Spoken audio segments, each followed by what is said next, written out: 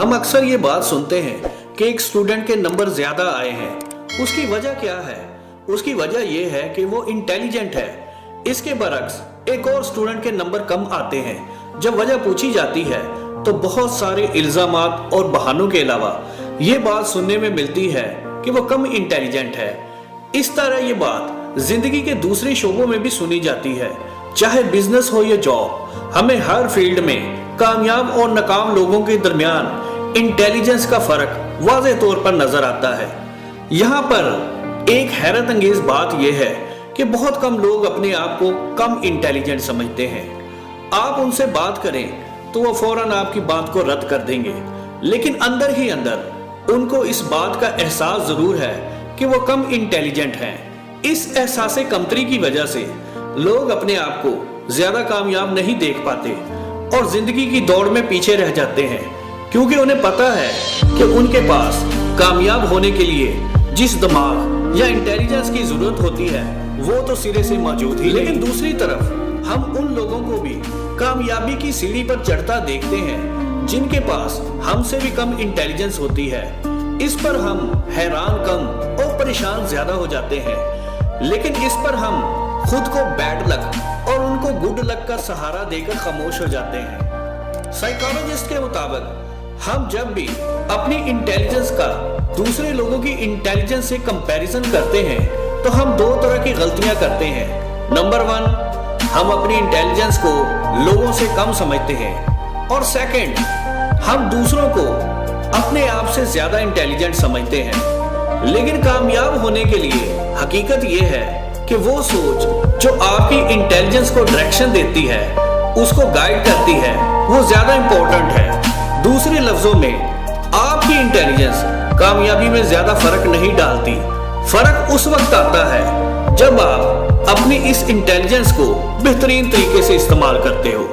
Henry Ford, जो America के जाने माने बिजनेस टाइकून थे, उनका एक दफा झगड़ा एक अखबार शिकागो ट्राइब्यून से हो गया।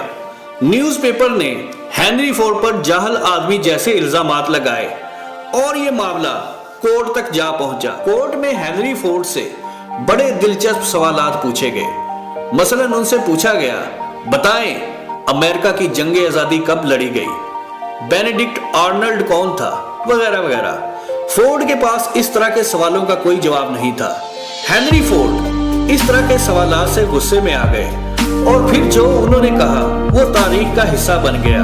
फोर्ड ने कहा, मुझे इस तरह की इंफॉर्मेशन याद करने का क्या फायदा है, ये मैं प्रैक्टिकल लाइफ में कहां इस्तेमाल करूंगा, और हाँ, मुझे जब इस तरह की इंफॉर्मेशन की जरूरत होगी तो मैं किसी प्रोफेसर से पूछ लूंगा। हेनरी फोर्ड के मुताबिक वो सोच या सलाहियत जो सवालों का जवाब ढूंढने में मदद देती है 1000 गुना बेहतर है उस दिमाग से जो तरह तरह की बेतुकी इंफॉर्मेशन से एक गैराज का मंजर पेश करता है। इसी तरह की एक स्टोरी अजीम साइंटिस्ट एल्बर्ट आइंस्टाइन से भी मंसूब की जाती है।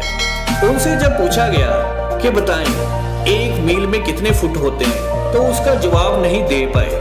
लोग हैरान हो गए कि इतना बड़ा साइंटिस्ट और मैथमेटिशियन और इसको इतना आसान सवाल का जवाब नहीं आता। आइंस्टाइन ने इस पर जवाब दिया कि मैं क्यों अपने दिमाग को फैक्ट्स यानी हकाइक से भरूं, ये तो मुझे किसी भी रेफरेंस बुक से 2 मिनट में पता लग जाएगा।